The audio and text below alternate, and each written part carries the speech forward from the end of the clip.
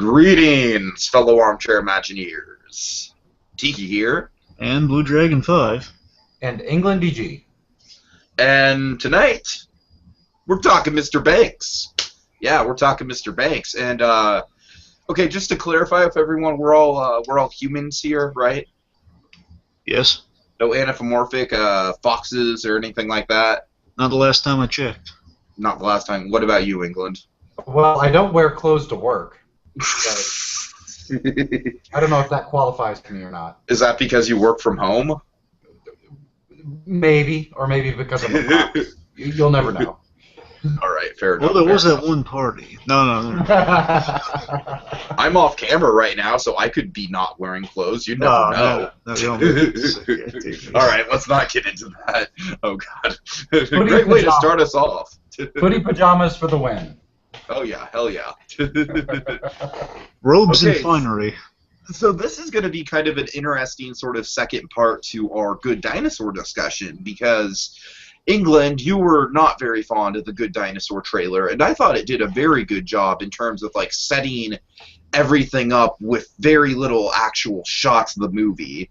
Now we're kind of on the opposite end of the spectrum with this one. We have the trailer for ZooTopia, the new Disney movie being released in March of next year. And that just dropped a couple days ago, and I'm sure it'll be a good movie, and I'm still looking forward to it. I'm just not particularly keen on the way that this trailer was handled. So we'll get into it. But before we do, BlueDragonFive, you want to take us through a little bit of production history? Sure. For those who may have just been caught off guard randomly, may not have been following this, like I'm sure you or I just may have gotten glimmers of like a name for like an upcoming Disney production. People saying, "Wait, what the? A new Disney film, ZooTopia? What the heck is that?" To be honest with you, I was kind of like, I knew about ZooTopia, but I just thought the whole premise was that it was a zoo, but like a whole city. So like the humans had the animals in this like elaborate kind of like crazy zoo city. I don't know why I thought that. I didn't know about the anthropomorphic part. I really didn't Until I know saw the anything trailer. about it until I saw like the promo art, and this they announced who their two characters were. That's all I really knew about it. And I was really rooting for it maybe to be in 2D, but I knew it was not going to be in 2D. Dude, we're past that era. I don't know, but it had like a good, I think the 2D look transferred well enough, but we'll see how it goes. If you want to see a good 2D movie made in the past couple years, see the latest Dragon Ball Z movie, because that's about all there is. Well, like, we just talked about. I have a theory why you might have thought that, Tiki, which we'll touch on in a little bit. Okay. We talked about it before the show, but I have a theory why you might think that that's what the plot's going to be, or the setup is going to be. All right, so basically, this film's brought to us by Byron Howard and Rich Moore. Now, Rich Moore is the director of Wreck-It Ralph and also a director on shows like Futurama. So you guys got good credentials. Oh, Futurama, nice. And also a bit of The Simpsons too. But I hear Futurama is always consistently good show for the most part. Yeah, Futurama is a show that definitely I haven't. To be honest with you, I haven't really watched a lot of the episodes since the Comedy Central reboot, but during that initial airing, Futurama was one of those rare comedy shows where it was like, no matter if you got like a serious, like really heavy episode like Jurassic Park, or just kind of the straight up parody episode like the Star Trek episodes, it was always so well written. So yeah, definitely a lot of credit to Futurama. And of course, Wreck-It Ralph, one of the great films that come out of Disney lately. One of those really great ones. I have some minor plot issues with Wreck-It Ralph, but yeah, it was definitely a good world building, fantastic characters. Like I said, my issue was mostly with the plot, but whatever. Now Howard's got some good credentials too. He was co-director on Tangled and Bolt, so he's got those two movies under his belt. But also, he's been in the animation field too. He's been a supervising animator, most notably on Cobra Bubbles from Lilo and Stitch. So the guys. Oh, I love Cobra Bubbles. Oh God. So this guy was this guy's overseeing the animation on that guy. So he's he got some good credentials there. So the point is, we got some good talent working on this. Okay. So basically, it's kind of like, as we've seen a little bit in the trailer here, it's basically about the way they're phrasing it, a mammal metropolis of sorts called ZooTopia. All anthropomorphic animals, which they really dictate well in the thing we'll get into. our two main characters, we got Lieutenant Judy Hopps, which is kind of a fun name, played by, again, I really hope I'm pronouncing her name right. She has like one of these weirdly spelled names. Like it's either Jennifer or Goodwin. I don't know if it's pronounced Jennifer with a G or it's just Jennifer, but yeah, Jennifer Goodwin, who Tiki, you and I should remember. Oh yes, from Once Upon a Time. She played Snow White and Emma's mom. Indeed. And our Nick Wilde, played by Jason Bateman, who's kind of hit or miss sometimes. He's hit or miss, but I think he's had a lot of good roles. Yeah, I think for this character he should be turning a good performance. But again, yeah. I think he's good when he's smooth. I just hate it when he gets to the whole basically the guy's second guessing himself and everything. Like, hey, let's put a pin in that. Let's circle back. That's Jason Bateman. That's one of this guy's kind of under my skin. I don't like him. It's like the change of Jason Bateman I don't like, but I like smooth talker Jason Bateman. To be honest with you, the thing I remember the most about Jason Bateman is that he was the one element of Juno besides J.K. Simmons that was even tolerable. Yes. Yeah, well, that's what I mean. Like, that's the Jason Bateman that works. Juno. I hate that movie. I can go on a rant about how much I hate that movie, but Jason Bateman and J.K. Simmons made that movie at least, like, son of a bitch, these two characters are in it, so It's like I can take or leave Jason Bateman. Like, I kind of like him in Horrible Bosses, you know? Like, he's pretty good in Horrible Bosses. He's fun in Horrible Bosses, yeah.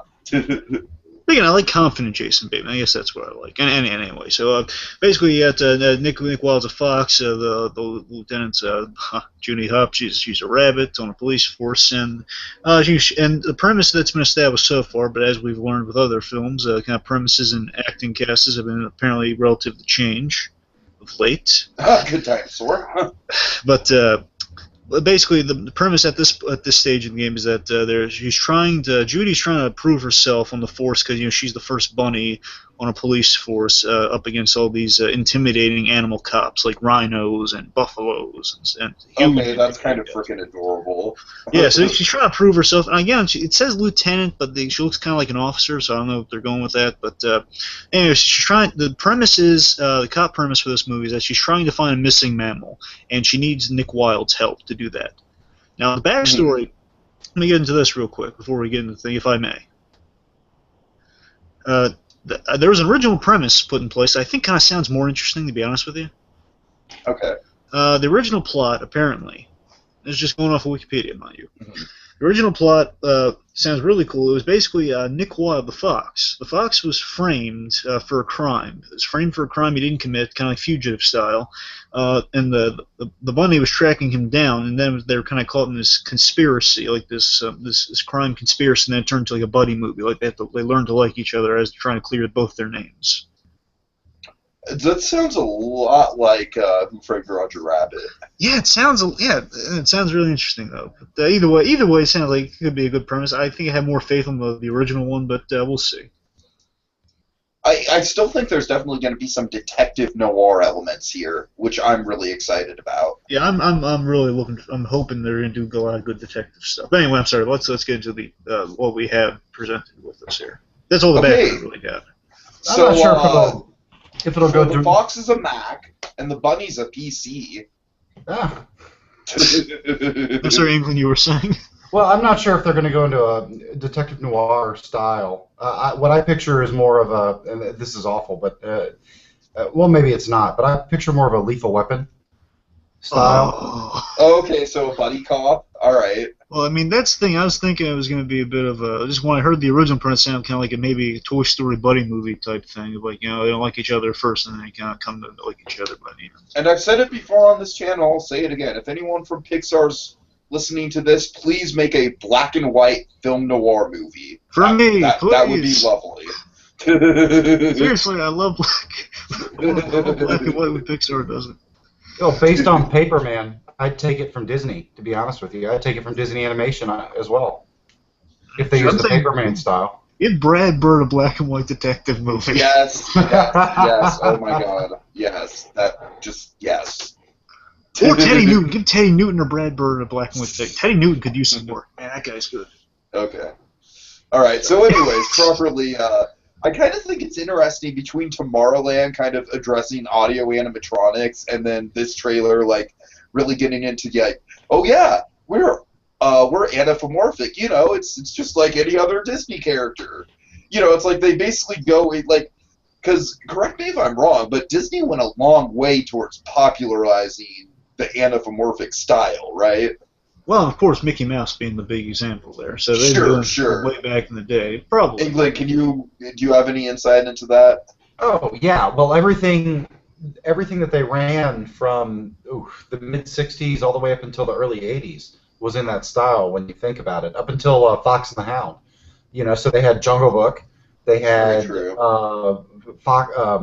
I'm talking like Oswald the Lucky Rabbit. They've been doing it for a long time. Oh yeah, but it comes and it goes in cycles. Of course, was a big example. Yeah, Robin Hood is a big, and this has already drawn some people who've said this is going to be the next generation's Robin Hood, which I don't see, but I think that's just because there's a fox involved. Yeah, that's probably why.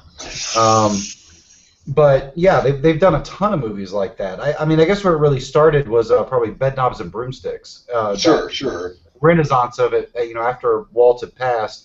And they weren't doing princess movies. Though, I mean, he was involved in Jungle Book. So, I mean, there's really, absolutely, they've got a long history of this. And they Oliver and Company was an all-fours movie. It was, yeah, it wasn't, yeah, exactly. But, you know, they brought it into the general culture. And you've got, you know, I mean, Don Bluth copied it. Oh, of course, to great effect. And they had the Great Mouse Detective, which was the same sort of thing. Secret of Nim on the Don Bluth side. Of course. I mean, it's not new. I wasn't. That is one thing I didn't think about it, Tiki, till you said it. But that is one thing about the trailer that I'm kind of like, okay, we've seen this for 40 plus years. I will say this though, or 100 years if you go all the way back to Oswald. Sure. Let me say this. I'm pretty sure, to my recollection, this is the first time they've ever really kind of, at least definitely from Disney, kind of established what the term means, like on screen like that. And I was really impressed by that. Like, to me, like I said, it was kind of, it definitely reminded me of the moment in Tomorrowland with the animatronics. I love them. I just love them explaining it to the people. I know it's not a new thing for us, and we know it. Of course, explain to the kids of the day. You're saying, hey kids, you know when you see an animal walking on two legs, like a cartoon character, let's explain what that is. It's an anthropomorphic. Okay? Break it down. Right. You know, he's wear clothes and walk on two legs. That's what it means. It's kind of cool. I didn't like the fly gag though. I thought that was really cheap. Yeah, it was a bit much, but yeah. I'm like, really, you gotta go there. Yeah. Well, it's because it's just saying, oh yeah, they're wearing pants too. I think it's what's just really. Yeah, I get it, but still, it's just like, okay, it's a cheap crotch gag. Well done. It's not. I don't think they're going for crotch. It's pants. It's more pants than crotch. All right. Well, then again, Frozen had repeated butt jokes, so. Oh God. Well, they also had the foot joke, but we're not going to get into that. Yeah. Ooh, Tarantino. Which actually comes into part of the trailer. One thing I really hate about trailers. Is when they have to refer to their previous works of art, if you will, or their previous productions. Yeah. I'm kind of like, sell me on your production. I kind of don't mind it. I don't mind that because I feel like it's just kind of the legacy that both Disney and Pixar have built over the last, Disney right now is kind of in, as we've all said, I mean, if not a renaissance, they've definitely kind of got their foot more on the pedal than they have in the last 10 years or so. I always had kind of a silly gripe with that when I was when I was younger, I was watching all that stuff. I mean, it's just a real silly gripe of, why don't they just list all the Pixar movies at this point? Because they list almost all of them. I'm just saying, they put all of them, where's Bug's Life? Okay, yeah, I do remember it was getting to a point where it was just I think maybe it was the Up trailer where it was getting to a point where it was okay, this is getting ridiculous. Because they're listing 7 movies here. I'm saying if you're gonna list half of them, list all of them. They're all good. Right. Of course, you'll never see Cars 2 there. No. I think Cars 2. I think what bothers me about it is that whenever I see that, it immediately takes me out of the story of the trailer. Even a teaser trailer. This is a teaser trailer, but. It immediately takes me out and makes me think that the producers are not 100% sure about the product that they're selling. So they're basically saying, look, it's from the creators of Frozen and Big Hero 6. So you guys like that one, right? So you got to go see this one, right? Now let me ask you this, England. When you say creators, I just want to specify this for people who don't know. Is it creators of like the specific works, just creators Disney period? Well, in the trailer, it just says from the creators of Frozen and Big Hero 6, which are the two most random. Based on what you've said, I understand why Big Hero 6 is there, but well, no, actually, I don't. Exactly. So I'm saying those two movies shouldn't be on there. It just should be Wreck-It Ralph or Tangled. Yeah, exactly. So that's what I'm saying. If it's that, I kind of accept a little more because those guys weren't in the movie, so it's coming from the guys that brought you that. No, it says from the creators of Frozen and Big Hero 6. So I'm saying it should be the other way. Yeah, that's bad. That's bad then. Yeah, you remember those movies last year and the Christmas before that you really liked? Hey, you remember that movie that's still like infecting pop culture like a black plague? Again, it's one of those like it's like going to see. They've always done it. It's always been a part of trailers, but they used to just refer to like the last one, like when Beauty. I remember I'd have to go dig it up, but there was a Beauty and the Beast trailer where they go from the creators of Little Mermaid. Mm-hmm. Sure.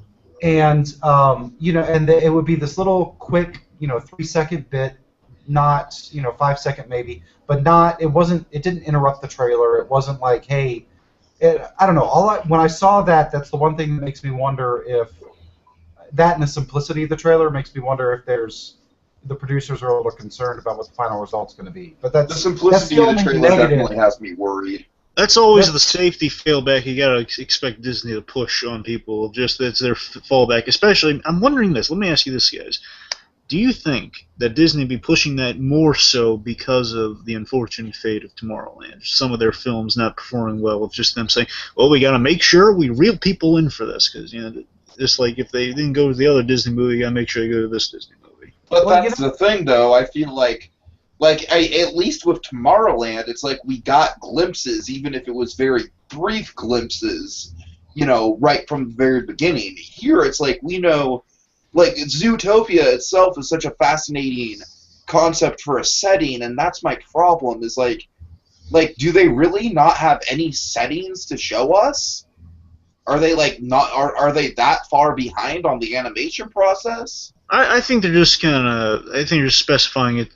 Again, the whole thing just started off with just establishing what anthropomorphic is. I think it's just establishing what kind of animals and what the premise of the walking and talking animals is going to be. It's funny, but I don't even think that's necessary, because I think anthropomorphic animals are. It's not like they're going to be it's not like the word anthropomorphic is going to be used in this movie anyway. So. Yeah. I don't even think it's necessary. It's like the anthropomorphic animals is just a style that people just kind of instantly just accept. Yeah, maybe just hence the teaser. Again, I'm just like throwing examples like the Monsters Inc. thing. It wasn't about the whole premise of Monsters Inc. Yeah, but with Monsters Inc. you saw the world in action. You saw the possibilities of it. Here, it's a freaking iPod commercial, and that's what bothers me about it. Well, they established like the whole law, like the cop, the policing of the animal world, and like the whole the other thing they established.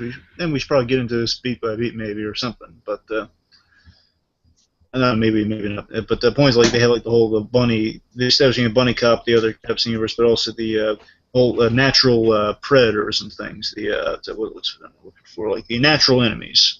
Yeah, I think that might have been the focus, like on characters, like the behavior of the animals with each other, than the universe itself quite yet.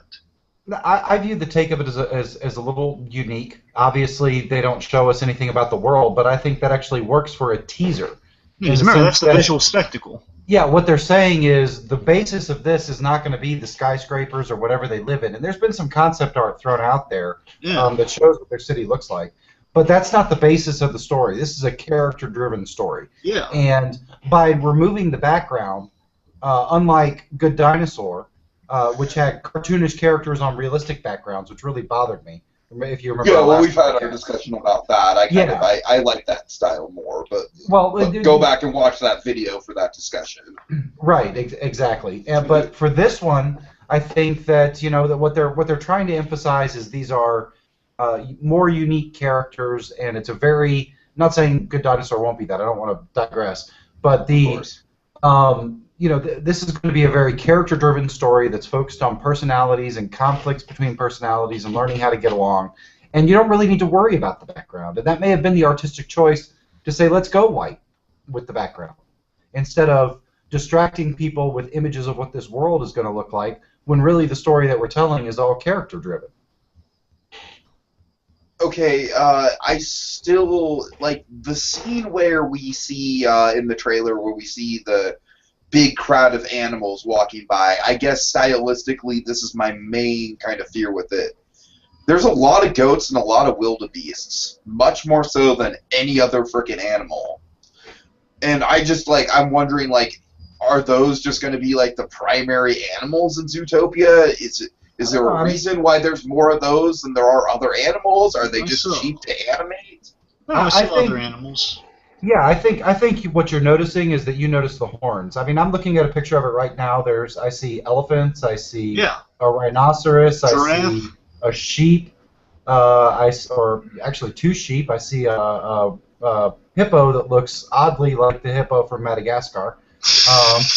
That's another one of my problems with this right off the bat. Remember the giraffe was fun to see at the end.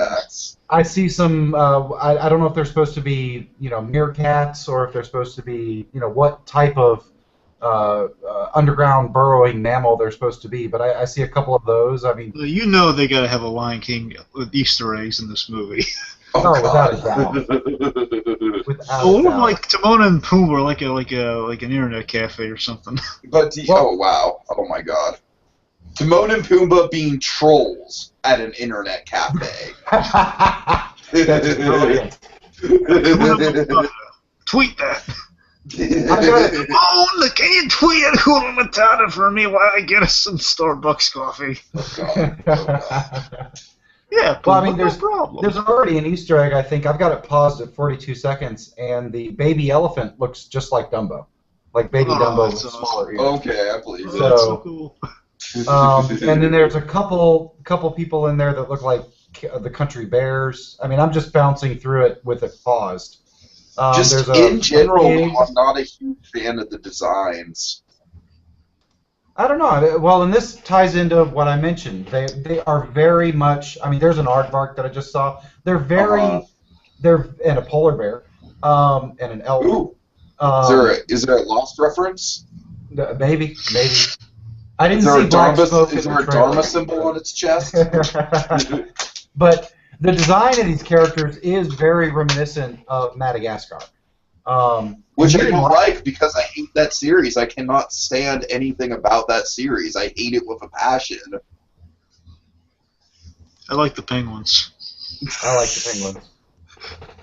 I don't even like the penguins because the penguins have been shoved down our faces, and I'm kind of a hipster, so I'm like, ew, get that popular stuff away from me. But Skipper's hilarious. No, I like the penguins. It's the same reason why I'm kind of like, in spite of the fact that I think the Minions in practice are really good characters. Hey, watch it with the Minions. Yeah, I know. They're everywhere. Yeah. Well, that's my thing. They're everywhere, and I'm a hipster, so I hate it. Blah. You say that, they're gonna kidnap you, man. Just wait. Oh, God. In all seriousness, though, the new movie does look really good. But anyways. Right. Anyway, so yeah, I tell you, the thing that's really grabbed me for this movie, just when I heard the premise of, I love, first of all, it's kind of like a buddy movie. It's kind of reminiscent of kind of a classic. I'm not saying it's going to be this per se. I'm saying again, maybe a vibe, just the idea, the cop kind of gets the shriek out, so you kind of give me like an '80s flashback, kind of like a Lethal Weapon or a Beverly Hills Cop type combo of sorts, just Beverly Hills Cop is a good analogy. That's better than Lethal Weapon. That's more what this feels like. Also, I get a big kind of Kiss Kiss Bang Bang vibe off of this premise too. By the way. Oh yeah, okay. Basically, I can see that. Yeah. I'd say it's I wanted to say not Kiss Kiss Bang Bang in Toy Story, but Kiss Kiss Bang Bang and maybe like kind of a bit of. It's just kind of like the Disney classic. Like a Toy Story, I think. Yeah, maybe like a bit of Fox and I'm saying I keep saying going to Fox and Ham because of the Fox. Fox and the Hound is one of those Disney that is like kind of like the modern day equivalent to Bambi right there. That was meant to be realistic. You know what I thought? Yeah. Before we did this thing, before I kind of looked up what the original plot was for this, you know what I kind of was hoping? I was just thinking to myself, I was thinking, you know what would be amazing if Disney just went full gutsy with they really just showed how gutsy they were. They kind of pulled the Bambi card and just had like an animal murder be the premise of the thing, like kind of like Roger Rabbit mixed with Bambi, you know, like an animal and a mammal. To be honest with you, I think in this kind of setting with this kind of like offbeat humor, I think they could get away with something like that. Yeah, let's do the gutsy not Incredibles, but the gutsy no, not just the Brad Bird. Let's do the gutsy Brad Bird establishing what death is for the kids, but in a mature way. You know, let's do that. Like, you know, animals die. It's a fact, and let's investigate the murders. A crime happens, kids. Is the number one suspect man? Yes, no, not this. It's like a family-friendly murder investigation. The kids are watching CSI these days. Let's do a more kid-friendly version of a murder investigation. I'm not surprised they didn't go with that route. But my point is, I'm really kind of. What I'm still kind of waiting for, and this might not ever happen. It almost happened with that freaking Walking with Dinosaurs movie.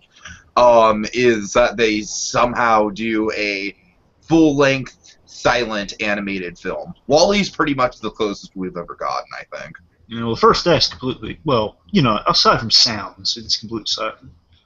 What, WALL-E? Yeah. Yeah, first No, because there's, once you get into the second half, there's all kinds of... I said the first half. Yeah, first half. Oh, the first half of WALL-E I consider to be a freaking masterpiece. Yeah. It's just the second half of that movie that I have any sort of problems with at all. Well, it's not. We can't just judge it for having sound because it's still fine. I don't judge it for having sound. I think there's story issues, but let's not get into it. You're tearing me apart, Tiki. Yeah, let's not get into it. Anyway, my opinions on WALL-E are very unpopular. Okay. Well, aside from that, so again, like I said, I love the first half. It's just the second half that kind of brings the whole thing crashing down for me. But you know what? I think that was the experimental phase for Pixar that just failed when you look at the box office results. You know, I think what they were doing was trying to figure out if they could layer in the artistic and then play it off with the cartoon at the end. Sure. Because both WALL-E and Up had the exact same. When you look at it at a very high level, they're the same forest. The beginning is very artistic. Stories. Yeah, well, the beginning is very artistic, but not only the story, but also the way that they handled the way that they handled the story and the cinematography and the way that they presented the story. Both ways were very unique and very artistic. And the last half was basically a cartoon movie. Right. And it's not that I don't like either of them, but you know, I get what you're saying. You know, if they could make that into a full-length film, I'm just not sure. I'm not sure how well it would play, and I think that's where they're stuck. Is, you know, you've got the Beyond the Hedge people and the Ice Age people, and you want those people to watch your movie too. So you need the goofy character that makes fart jokes and butt jokes, and you need the weird sidekick, and you need the cartoonish, you know, ending, and you need. I don't know how well that would play outside of like. The thing with WALL-E though is I don't think WALL-E needed any of that. And then when they tried to incorporate that with like the weird little like side robots that barely have any personality at all and are just kind of there to be weird comic relief, I'm just like, it just doesn't mesh well with me. Yeah, no, I agree. What I'm saying is, you know, they're looking at what will market. Sure. They're again, you could take that first half and put it up against anything at the Cannes Film Festival, and it's just amazing. It would hold its own. Yeah, but the second half is, to me, is where they said, okay, we've had our fill of our artistic nature. Now we got to give you the popcorn feature. All right. Well, enough about WALL-E. We're kind of getting off track. Yeah. Well, I'm just saying. I think that was a phase that Pixar was going through, and then they tried to jump out of it with Brave. And I kind of hope that Inside Out is kind of like the perfect marriage of the two. I've heard it's gotten like 100% critic rate. Like, I am so like, you guys don't even like, my anticipation of Jurassic World is over. So now I'm just like, okay, Inside Out. Oh my God, it's gonna be amazing. I'm gonna skip it, but the one thing that I heard that I thought was pretty. You're gonna skip it? Wait, skip what? Well, I'm not gonna see it in the theaters, and the only reason why is I'm doing the Disney cruise in August. Oh, and that's it's gonna right. be You on- told me that before. Yeah. So I'm trying to hold off and keep a couple movies kind of fresh. Mm. But that particular movie, when I look at it, it's a trope. It's not a new idea. And, well, you know what it reminds me of, frankly, is Osmosis Jones. No, it is not No, don't Osmosis say Jones, that. England. Come on. No, It's no, not no, Osmosis. no, no. Osmosis I'll is wait. gross and bodily. Come on. Osmosis Jones It has had Bill nothing Murray. to do with Come on. psychology. We got Kyle MacLachlan, not Bill Murray. Come on. Well, don't you knock Bill Murray? I mean, come on. I think Bill Murray's a little No, I mean cooler that than live Kyle action MacLachlan. Bill Murray versus. Of course he tops McLaughlin, but they're both awesome. I'm just saying this is animated McLaughlin. That's gross live action Bill Murray. Still funny, but still gross.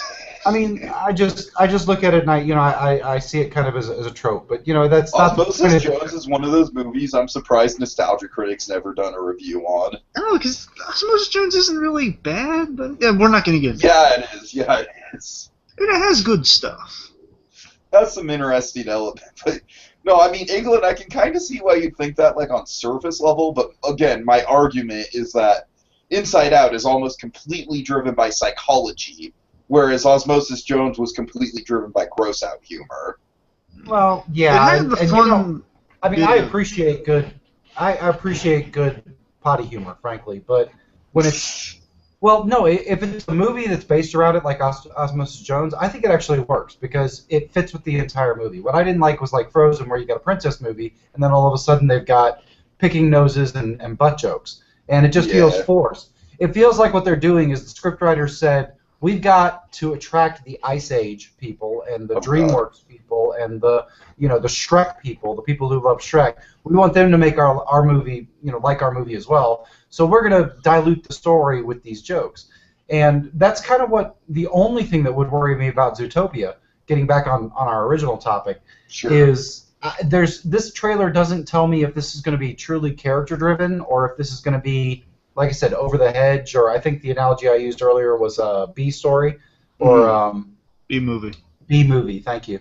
It just, I don't know if it's going to be a modern day Babar, or if it's going to be, any of the other million, animals acting like humans do funny things movies. Does that make sense? And that's, I guess, my concern about it is that I think the thing that this has going for it that other movies like that don't is the whole concept of there's no humans, and there's just and there's modern technology at play and everything like that. And I do think that when it comes down to it, in order for this thing to really stand out, there is going to have to be like a really creative element to that city.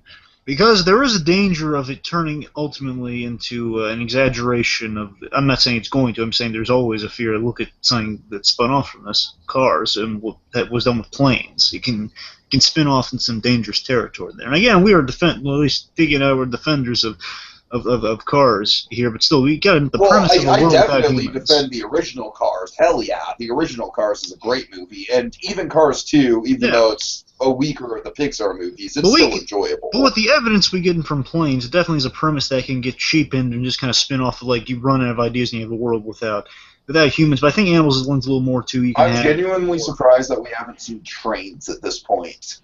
Well, John Lasseter loves trains, and thankfully he's smart enough to say, no, we don't know.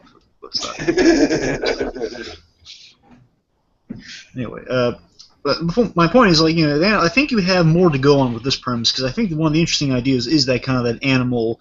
Another thing I was surprised by in the trailer is the animal dynamics are still there. Like when Jason Bateman, when the Fox points out, there are natural enemies at play here. That still applies. Of like, this has little arrows pointing to, Fox, Bunny, natural enemies, and he trips her, and there's always that antagonism there, which motivates crime. We can assume.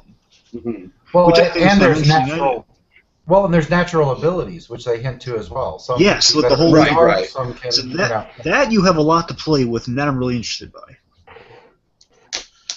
Yeah, you're right. There it does seem to be a lot to play with there. And also, my gadget fetish is kind of addressed here because you got an air-powered elephant tranquilizer gun, and they have a lot of technology in there. I'm liking that. That's pretty cool. Yeah, I don't know. Like I said, I do like I am one of those people that like in terms of a Disney movie, I think I am all about the atmosphere to a certain extent.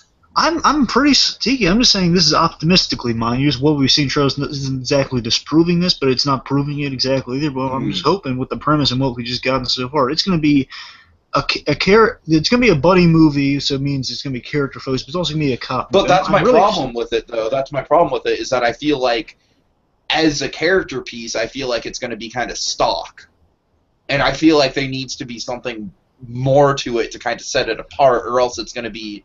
I mean, freaking A, man, we've already had The Wild. Look how much of a disaster that movie was. Let me throw this at you, Tiki. Let me throw this at you real quick. Okay. What if what they're doing here with the whole establishment of the anthropomorphic? I'm just reading into what we're given here. Seeing if it's a what if.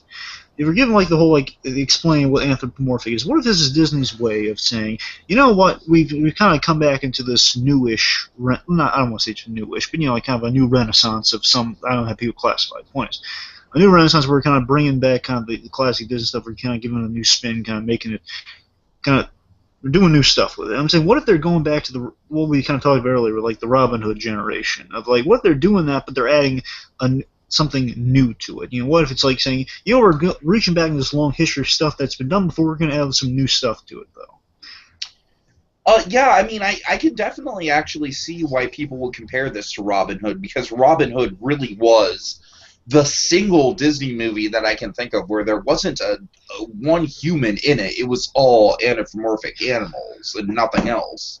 And I think it's some proof there of just like, again, if I'm just not reading it too much into it, is that with the whole the natural ability thing here of just like saying, well, it's not just them walking into this. We've seen that before, and we've seen it done in terrible effect in things like Chicken Little. But, we're not going to just give you that. We're going to give you we're going to play with the idea. We're going to establish, yes, anthropomorphic is walking around, but they are fully fleshed out characters like humans. About Chicken Little. Oh God. Let's say they're fully fleshed out characters like human characters have been, but they also have these interesting traits because they are animals. So we're getting two things here, not just one thing just happens to be another thing. It's just these ideas, basically humans plus really cool abilities and dynamics are already just kind of planted in nature. You can always look at things in real life and look at and draw kind of an illogical logic thing we've gotten from countless Pixar movies. There's kind of these brilliant ideas that are under our noses and now being brought to the forefront, ideas we never could have thought of.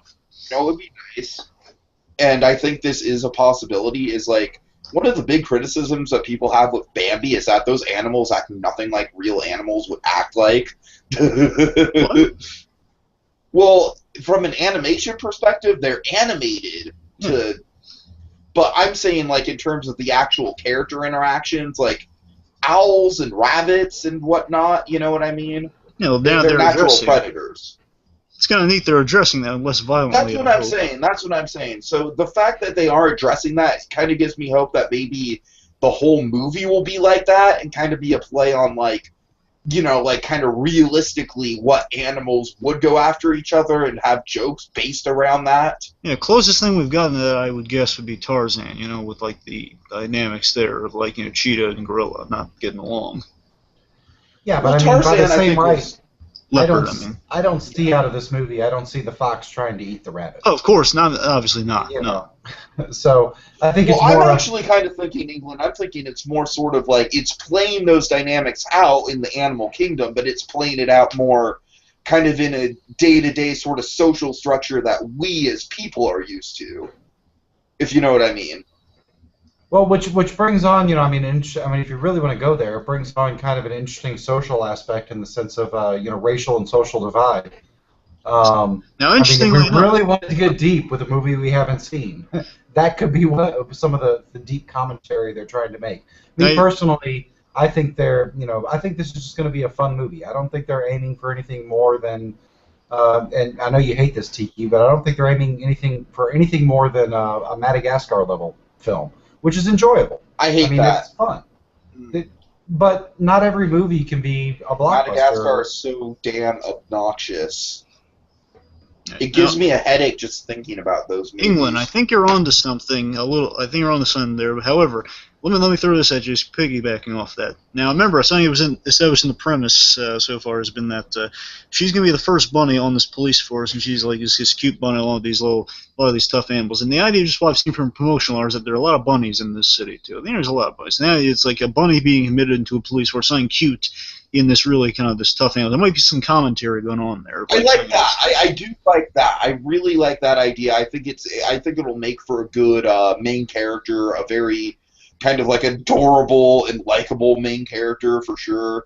And I can just hear Snow White from Once Upon a Time in the voice too, and I think that's a really good casting. Yeah, there might be some societal roles coming through the animal dynamics there, which could be interesting. So I'm saying maybe there's a bit of that going in there, England.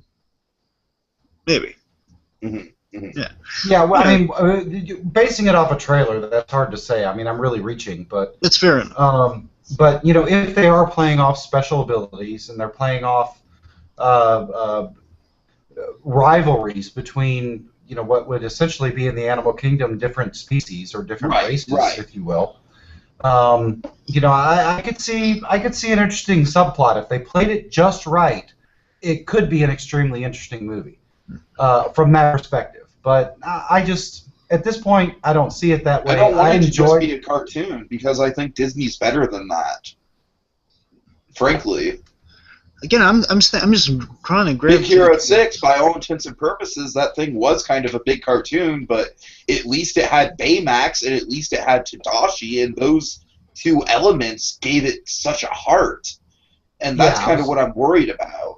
Well, speaking of Big Hero 6, I'm kind of hoping they go for just kind of like big strength of Big Hero 6, at least I thought, was like just kind of taking these. I mean, it was such a creative idea blending San Francisco and Tokyo together, San Francisco, and like all these really creative buildings and architecture and everything in the place. And I'm thinking, they had a bunch of really cool ideas lumped in with that. Like, it was a really inventive movie, a lot of their ideas. I'm kind of hoping that's going to be what's applied to this film. Just this idea of like an animal-based world could be. It could be neat, but I'm just not talking about the environment itself. I mean, just those character dynamics that could. I don't know why you two don't really see the importance to have a very compelling environment. No, I'm with Tiki. I'm with you. I would love an environment. I'm just saying. I don't need to see it in a teaser trailer. That's my point. Especially for a character. Yeah, fair enough. Now, look, I'm sure the environment's going to be spectacular. Okay, I'm all with you there. However, I think character dynamics is going to be like the big heart of the movie. I'm pretty sure it's going to be the heart of the movie. And I'm not saying that's a bad thing at all. Certainly not. I just don't want it to be too much of a cartoon. I guess that's all I'm saying. I think and I've said it over and over again, I think what really bothers you is that you do think this is going to be Disney's Madagascar. And because that's what the trailer looks like. I mean, that's the first thing that pops in your mind is this is Madagascar. We already had Disney's Madagascar. It was called Wild, and it was awful. It really was. We don't talk about that. That stays. No. That stays in the Disney vault. That goes in England. That goes in the subterranean Disney vault. Because in the real, not the metaphorical marketing Disney vault, the real Disney vault underneath the Matterhorn, where they keep the copies of Song of the South. See, and now, remember, now they branched out with the whole Lucasfilm thing, because now they have also Indiana Jones's warehouse. Oh God. I can see Indy's warehouse being in the back of Small World. But by the same right, kind of where I hope this goes, and I don't mean necessarily in terms of sequels and things, but are you guys familiar with Babar at all? Did you grow up reading the books? Yeah, for sure. I mean, I'm not huge on it. I had a couple books as a kid, though, so yeah, I know what you're talking about. Yeah, it was bigger in Europe where I grew up, but this reminds me of Babar. You've got basically animals acting like humans with their own individual animal traits playing into their social interactions. So you've got the elephants, which are the kind of ruling / administrative government class because they're wise, and then you've got the rhinos, which are the militaristic class and actually rule a competing nation, and then you've got all the other animals fitting into different stories. If you've read, I mean, there's got to be at least several dozen Babar stories, if not more. And I've only read one, so yeah. Yeah, when you I read love them all, seeing that rhino in that it trailer. gets really. The cartoon shows that came out, and if you've ever seen the cartoon, do not do the books justice. Not that they're still kids' books, but it's kind of like watching a Dr. Seuss, especially one of the later Dr. Seuss movies.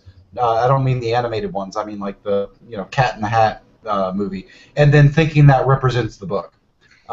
It doesn't in any way. You kind of have to read the original books. They're still simple. It's a kid's book. It's simple stories. But when you read through them, I would wager to say the one exception to that would be the Lorax. Which one? You're talking about the live action? No. I'm talking about the '70s animated one. Oh no. That's what I meant. The '70s animated were actually pretty close to the books. Like those were fantastic. But I'd wager to say that the Lorax actually expanded on the book. Yeah, that reanimated Lorax and the live action. Oh, let's not talk about that. Yeah, no, I never saw it because I have respect for Seuss, and I'm like, no. Nothing like the original content. And by the same right, what they did with the Babar, I think HBO actually played the Babar, was who produced the Babar series. But the animated series from the 80s and I guess early 90s does not do the original books well. They basically dumbed it down and made it like Babar is Barney, and you'd have to go back and read it. I've got a whole collection that I've read my kid. Reading it back as an adult, you see a lot of these social interactions. So I could see that where I'm going with this is this could be the modern day Babar. I don't see it as the modern day. Yeah, that sounds kind of fascinating. But you've got again the foxes have certain traits and the rabbits have certain traits. And again, you've got this possible. Again, we don't know from this trailer, but the rabbits trying to break into different social layers, which is very pertinent to modern society. Oh, of course. The fox is a scam artist who is just kind of on the street being outfoxing everyone else. Yeah, but again, it's that character growth that I bet by the end of the movie, he moves from being a scoundrel. He's Han Solo. He moves from being a scoundrel to a hero. We all know that's going to happen. I remember when Jason Bateman actually played a Han Solo type character in Paul. It was pretty funny. So again, that's another that's another good Jason Bateman. I'm sorry, go ahead. No, that's apt. I mean, I don't really have any further to go with the point. It's just when I look at it, that's what I see in it. Whereas like with Good Dinosaur, and this is why I think maybe we reacted differently. Is I think you, Tiki, when you saw Good Dinosaur's trailer, you saw all of the environment and the stuff Pixar does so exactly, and I was like, the scope of this movie. Go ahead. I'm sorry. Only a few shots. Yeah, whereas here, all you see is characters. Sure. I'm on the opposite side. I like really good character movies, and if this, not that I'm not saying I don't like really good character movies. I'm not saying that at all. I mean, that's what Pixar does. I mean, Pixar is like a masterclass of taking compelling environments and mixing them with incredible characters. Same with Disney. But I don't know. I don't think we know enough, just based on everything we've talked about, to say that this is going to be bad yet. And from what I've seen, I'm certainly not saying it's going to be bad. I'm just saying as a teaser, it doesn't really draw me in as much as I wish it would. See, and like I said, on the flip side, I look at it and I go, hey, this is something I'd be interested in. Now, of course, they could release a trailer in 60 days, and I'll watch the trailer and I'll go, oh crap, this is Madagascar 3.0. and I'll just wait for it to go to Netflix. So, I can be completely off base. But right now, this little tease that they have and the fact that they don't show me everything and they don't give me anything really to judge, they give me things to ponder. That intrigues me, and that draws me in. That's a fair point.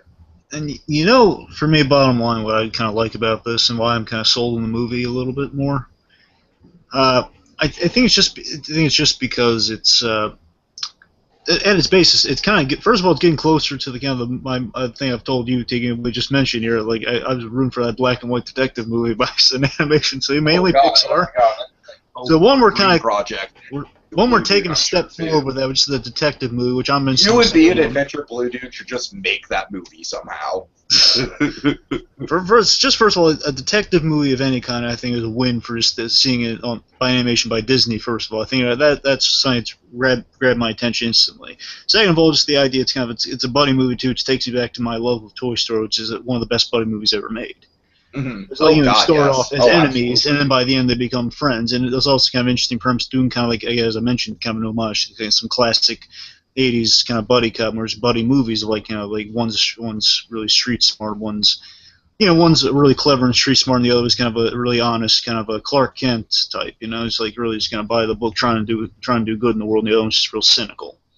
So I think those, plus the animal thing is just kind of, I don't view it as, I'm not saying it's a gimmick or anything, but I think it's also just, it's kind of bringing some additional stuff to it, like some these clever ideas of, like, natural predators, some social class perhaps, and also just kind of these potential limitations and things, just for the humorous to factor in there of, like, like he can see in the dark, she can't, then again she has like an awesome, not a taser, but she has like an awesome dart gun. And just, again, just basically a cop movie. I can see myself rooting for this rabbit character because, again, also I like the actors and I like the actors. I can take or leave the actor playing our characters. Yeah, I like Jennifer.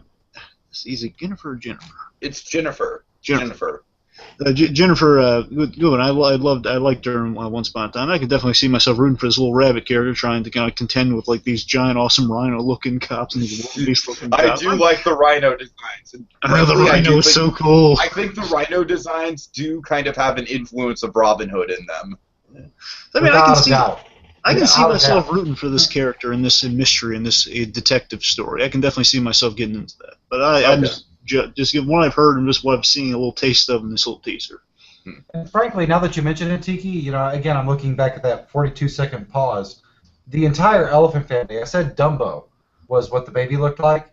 No, the entire elephant family, that's the elephant family from Robin Hood. Go look it up funny? after this is over. I'm telling you, exactly. England, this might be our generation's Robin Hood. It might be. Some people, well, at least the character design. Yeah, right. I mean, obviously the story is completely different time period setting and everything, but yeah, from a character design standpoint.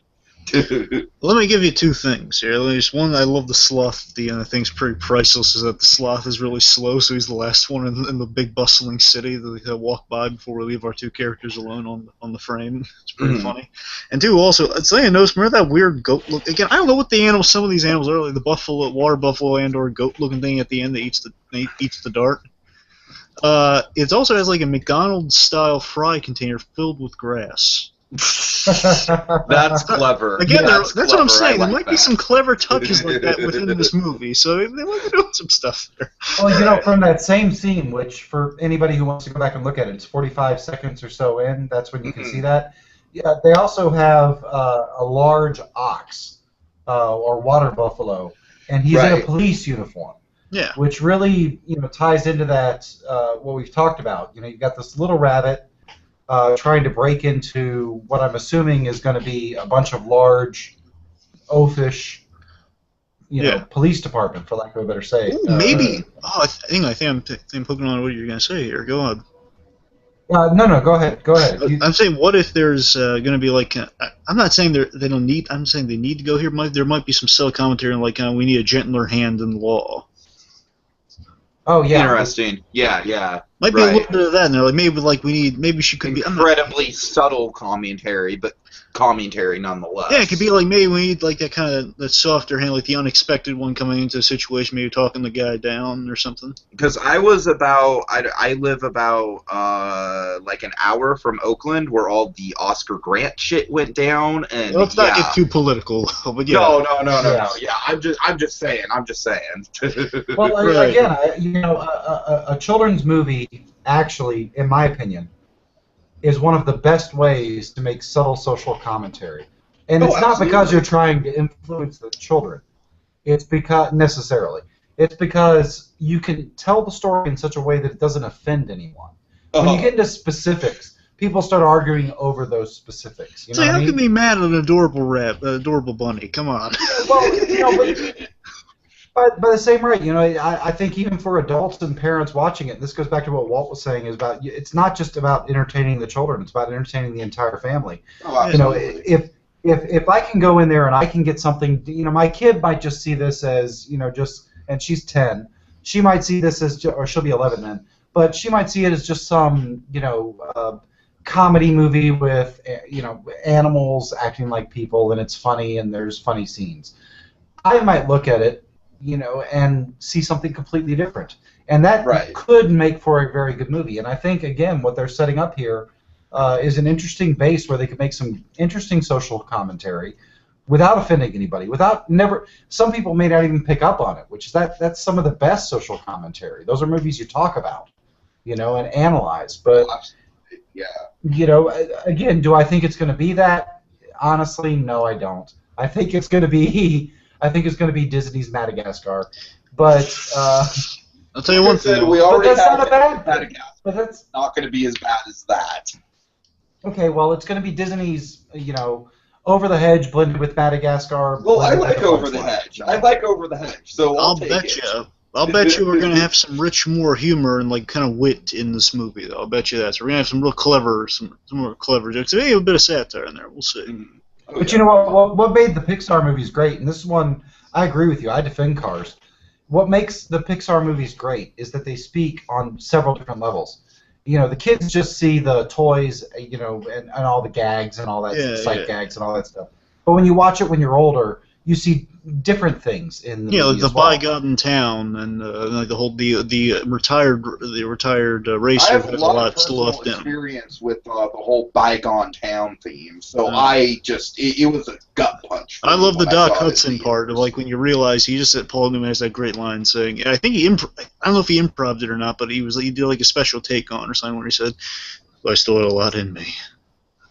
Right, No, and yeah, you look at that original Cars movie is still fantastic, I think. you look at Wreck-It Ralph. It was funny because there's so many layers to that movie that again, a kid just sees the base layer story. Wreck-It Ralph is one I of was those so movies. sold on the therapy idea. That was when I loved the movie in the trailer. That was when I was sold on. It's the idea of a villain like AA meeting. I love that. Wreck-It Ralph is one of those movies for my non-hardcore Disney friends, or my hardcore Disney fan friends. I'd say oh yeah, it's a Disney movie. They no way, it's a Pixar movie, dude. I'm like, no, you're wrong. It's a Disney movie. I understand why you think it would be like a Pixar movie, but after Disney and Pixar both kind of striking out for a little period there, I actually went to the movies in the wrong order. So I saw Tangled, and I'm like, okay, I'm not going to watch that. It's going to be stupid. I'd say I was Pixar wrong. just took more hits than misses, but Well, I'd agree with that, but I'm just saying, is it worth my $10+ at the movie theater versus waiting for DVD or Netflix release? And so I skipped Tangled, regretted that because I watched it a couple years later, and I'm like, this was a really good movie. I was in the same boat as you. I went to go see Brave because I'm like, oh, this is Pixar doing princesses. They're gonna kick the heck out of Disney, because I didn't like Princess and the Frog. My daughter loves it, but I've never finished the movie. I can't finish it. It's just boring. Really? Okay, I disagree with you. Well, what was your there. cutoff point? When did it lose you? It lost me. To quote Nostalgia Critic, or the big lipped alligator moment. That's about when it loses me. So literally, I with the just- big lipped alligator then. Well, So not literally, when the but big-lipped alligator pops right, up. right around that point where it turns. Again, it's taking that same style that they were doing, that Pixar on the other flip side was doing with Up and Wall-E at the time. What bothers me is that the first half of the movie, I guess, I really enjoyed. The music was great. The animation was incredible. Oh, I love Dr. Facilier. And then But they take what it. happens with Ray, right? No, I've never finished the movie. Ooh. I've never finished the movie. Yeah, you might want to finish the movie. At That's the very all I'm least, gonna say. The last act is the really good stuff. The last act is absolutely fantastic, I think. All right, I'll give it a shot. I mean, I've tried over and over again, and I fall asleep. I think I'm with you, England. That's when it kind of loses me, the swamp stuff's when it loses me. Yeah, exactly. And I get to that point. I mean, I even tried to watch it with my daughter on a flight down to Disney one time, and we queued it up, and I fell asleep right around the swamp scene. Plus, it's got song overload. I've never finished it. But I do think the music is great. The animation is wonderful. I love it because it was still 2D, and I don't think 2D animation needs to go away completely. I think every year or two, if they released a 2D flick, I'd go see it. Just I heard There was talk about Mickey Mouse movie, but I assume that was just the short then, and that was the short they were talking about. But I was still expecting maybe a 2D Mickey Mouse movie could have been cool. I go see it. You know, I'm not sure how I feel about that, but that would certainly be interesting. The question is, can Mickey transition outside of like Christmas Carol and That's stuff what like I'm saying. Yeah, and the character transition. The only problem with Mickey is they don't want to taint his personality.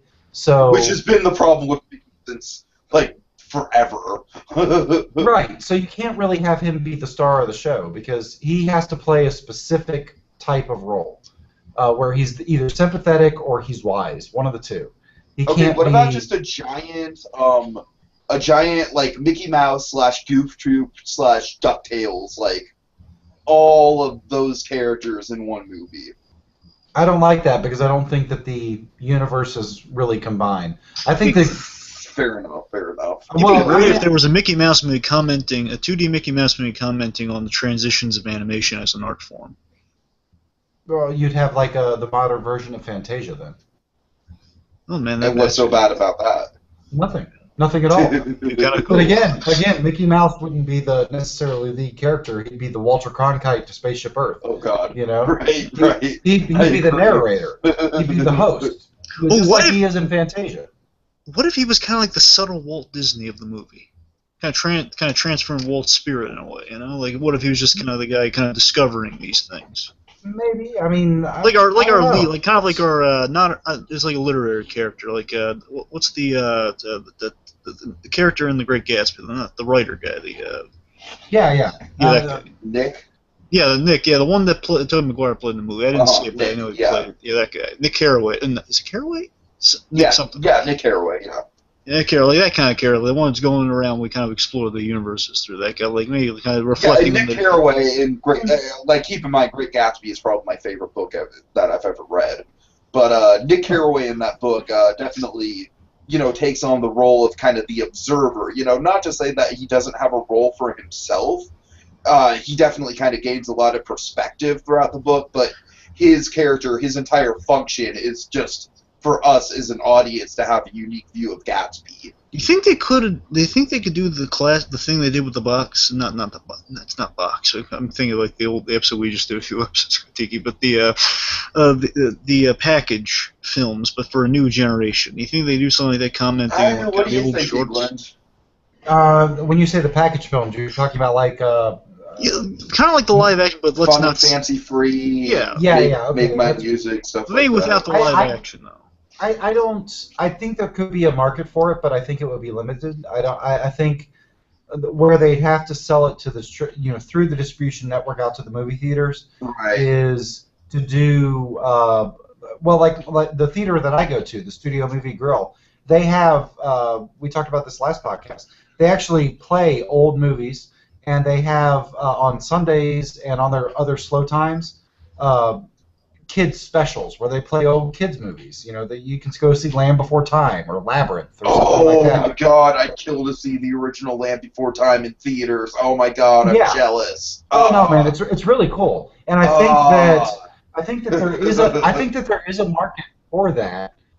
To go back, I mean, there is a market, to take your kid out, especially to a movie that's a fork and dine where you can eat. And it's a night out with the kid. You're going to go watch a bunch of cartoons for 2 hours, and or an hour and a half, and eat your dinner, and that's your, that's mommy and daughter's day out or whatever. I do think that there's a market for it, but I think it has to be marketed just right. It's not like the tentpole. I mean, keep in mind the package films only existed because of World War II and because budgets were cut. Right, but I still don't see some of those shorts going on to be full-length films. It was merely a matter of what they could squeeze in to produce at the time, and then they bundled it all together and released it as a feature animation. Exactly, yeah. Don't get me wrong. I think some of the most interesting and kind of like some of the most interesting deep cuts, if you will, of Disney animation are in those package features for sure. Without doubt. Yeah, but but at the same time, they existed in a very sort of in very specific circumstances. Well, I think that some of it was also the transition of the market at the time, not just World War II, but the fact that Disney himself had proven that there can be full-length features, and he was feeding on, once people saw that there could be full-length animated features, he was kind of playing on that market. And so basically, think of it this way, he used to sell the Silly Symphonies, and the Silly Symphonies wouldn't play as a package feature that would run for an hour and a half. They would play before some other feature. Maybe two of them would play before some other feature, or something like that. And what that was them transitioning out of that style of selling animation to selling the full-length animation, in my opinion. And so there was some of that in there, that they had all this old material. What do you do with it? You know, nobody's buying, you know, the 5-minute shorts anymore. I mean, even the new shorts that they're putting out before, you know, movies they're not 5-10 minutes long. They're, you know, 2 minutes long. Exactly, right. exactly, yeah. You know, so it's not the same situation that was back then, and I think that was just part of them transitioning all of that. Notice they never picked it back up. And it wasn't, how long was it before we really got shorts again? The closest I can think of, and this is a tap to Eisner, was the Maroon cartoon that came out before a couple of shows in the 90s. I think there was one, was it Beauty and the Beast, that had a Maroon cartoon that came out before it? Sounds about right, yeah. Something like that. Yeah, it was one of those 90s features, came out with a Maroon cartoon, and then they just dropped it. Mm-hmm. But anyway, we're way off topic now. So I guess the last thing I can think of is I'd like to see a gorilla as one of the police officers in this universe. That'd be awesome. Like a giant gorilla. All right. Well, guys, we were going to do a Christopher Lee tribute tonight, but I just simply don't have time to do that now. So do you want to say a couple quick words about that guy, about the man? You sure you don't want to do a video on it? I can't. I physically can't tonight. You want to save it for him? Put it off a day then. That's okay. We'll put it off a day. Okay. Yeah, I mean that's my recommendation. I'm not going to be involved in it like you and I talked about Tiki, but yeah, you know, I mean the man was a great man, and I think he deserves more than a 15-second or 30-second nod at the end of a long video. If that, I mean, would you agree? Yeah. I'll agree, but I will end the video with him. So if you will, don't say anything as I. Let's have a little bit of a taste of Heavy Metal Christmas, Christopher Lee, to end the video.